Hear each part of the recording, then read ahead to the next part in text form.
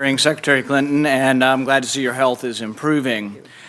One of the things that disappointed me most about the original 9/11 was no one was fired. We spent trillions of dollars, but there were a lot of human errors. These are judgment errors, and the people who make judgment errors need to be replaced, fired, and no longer in a position of making these judgment calls. So we have a review board. Review board finds 64 different things that we could change. A lot of them are common sense and should be done, but the question is, it's a failure of leadership that they weren't done in advance, and 4 lives were cost because of this. I'm glad that you're accepting responsibility. I think that ultimately with your leaving, you accept the culpability for the worst tragedy since 9/11, and I really mean that. Had I been president at the time, and I found that you did not read the cables from Benghazi, you did not read the cables from Ambassador Stevens, I would have relieved you of your post. I think it's inexcusable. The thing is that, we can understand that you're not reading every cable. I can understand that maybe you're not aware of the cable from the ambassador in Vienna that asked for $100,000 for an electrical charging station. I can understand that maybe you're not aware that your department spent $100,000 on 3 comedians who went to India on a promotional tour called Make Chi Not War. But I think you might be able to understand and might be aware of the $80 million spent on a consulate in Mashar al-Sharif that will never be built. I think it's inexcusable that you did not know about this and that you did not read these cables.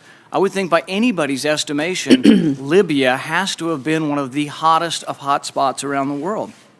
Not to know of the request for securities really, I think, cost these people their lives. Their lives could have been saved had someone been more available, had someone been aware of these things, more on top of the job. And the thing is I don't suspect you of bad motives.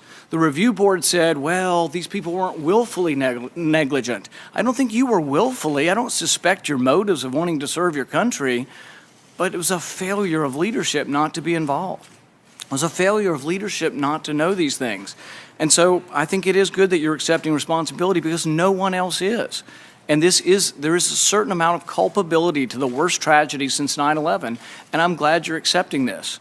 Now my question is the U.S. involved with any procuring of weapons, transfer of weapons, buying, selling, anyhow transferring weapons to Turkey out of Libya? To Turkey?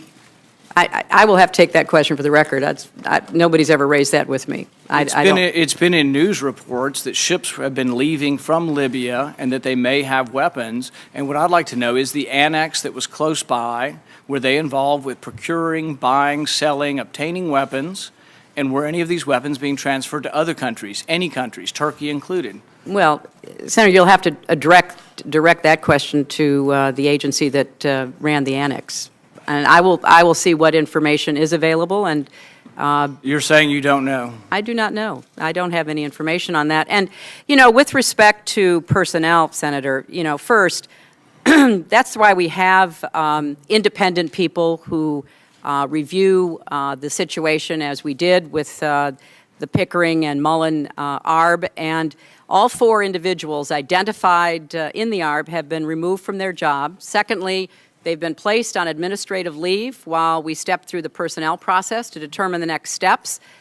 Third, both Ambassador Pickering and Admiral Mullen specifically highlighted the reason why this is complicated, because under federal statute and regulations, unsatisfactory leadership is not grounds for finding a breach of duty.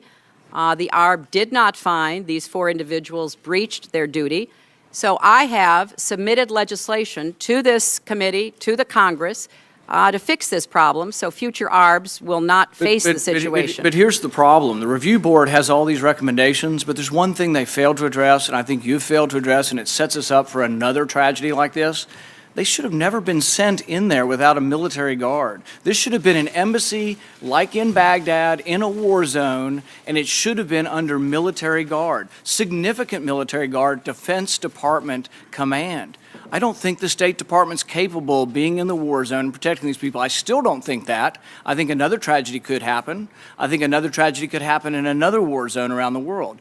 I think someone needs to make an executive decision. Someone needs to take leadership, and with that leadership should be that you shouldn't send them in with no Marines. You shouldn't send them in with Marines that are to guard records, not people. You shouldn't send them in with the same kind of ambassador or embassy staff that you have in Paris. I think that's inexcusable. Well, Senator, the reason I'm here today today is to answer questions the best I can. I am the Secretary of State, and the ARB made very clear that the level of responsibility for the failures that they outlined was set at the Assistant Secretary level and below. The administration has sent officials to the Hill more than 30 times. We've given as much information. We've been as transparent as we can.